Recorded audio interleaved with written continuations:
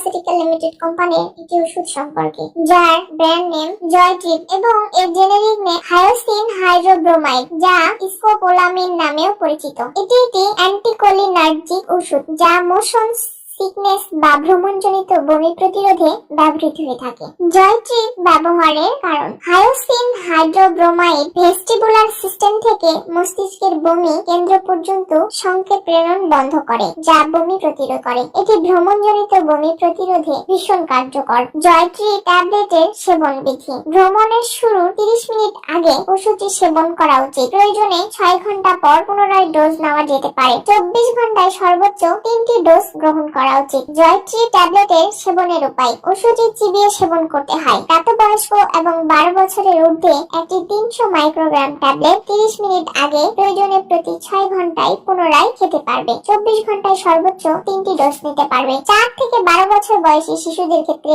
150 microgram একটি tablet 30 minute আগে, 24 ঘন্টায় সর্বোচ্চ 2টি ট্যাবলেট খেতে পারবে। 3 থেকে 4 বছর বয়সী শিশুদের ক্ষেত্রে 75 মাইক্রোগ্রাম 30 মিনিট আগে, 24 ঘন্টায় সর্বোচ্চ 1টি ট্যাবলেট খেতে পারবে। জয়ট্রিপ ট্যাবলেটের উপকারিতা: এই ওষুধটি ভ্রমণজনিত বমি প্রতিরোধে কার্যকর, যা ভ্রমণের সময় আরামদায়ক অভিজ্ঞতা নিশ্চিত করে। এছাড়াও যারা ভ্রমণ পিপাসু আছেন তাদের জন্য এটি ভীষণ কার্যকর। যারা বমি বমি ভাবের কারণে ভ্রমণ করতে ভয় পাচ্ছেন